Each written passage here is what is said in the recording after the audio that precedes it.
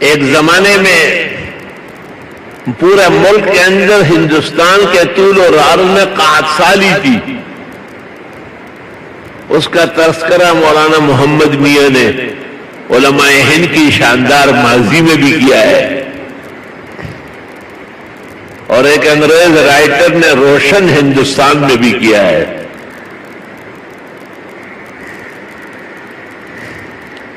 اور نزلۃ الخواطر میں ڈاکٹر سید عبدالحی علی میاں کے والد نے بھی تذکرہ کیا ہے، اور پشتو کی مشہور کتاب در شہوار میں بھی موجود ہے.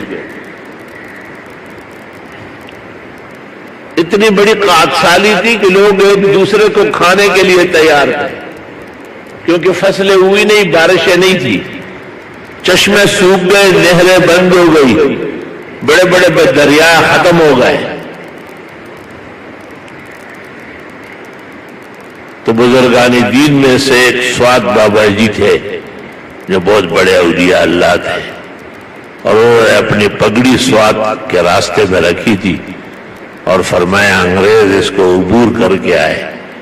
انگریز اپنے 170 سال میں اس پگڑی پر قدم رکھ کے آگے نہیں جا سکتا.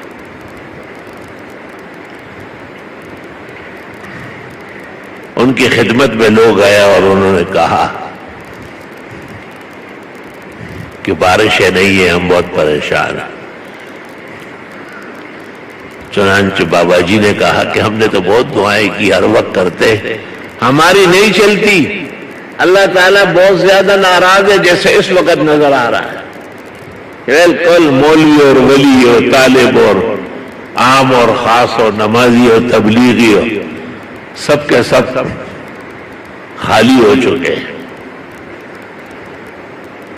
تو وہ لوگ رونے لگے اور انہوں نے کہا اب ہم کہاں جائیں، ہمارے تمام جانور مر گئے، اب چھوٹے چھوٹے بچے فوت ہو رہے ہیں.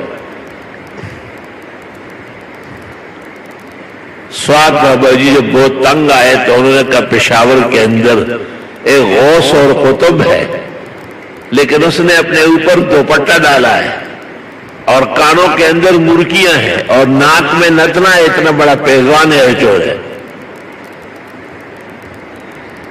تاکہ لوگ پہچانے نہیں. کسی طرح اس کو راضی کرو. وہ کہے کہ یا اللہ بارش برساؤ، یا اللہ اس وبا کو دور فرما. اس زمانے میں پشاور اتنا بڑا شہر نہیں تھا، ایک قصبہ تھا، بھاری بھر کا گاؤں تھا.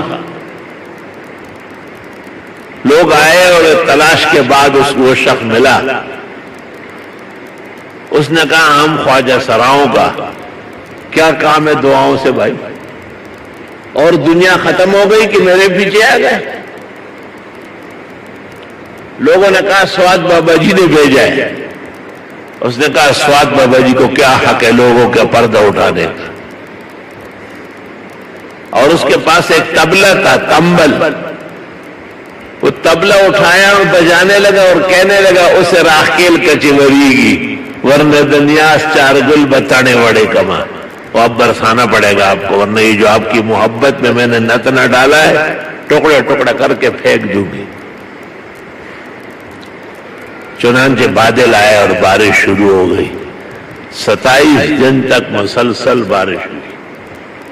برما اور رنگون سے کاشغر و غزنی تک پوری دنیا پر بارش تھی.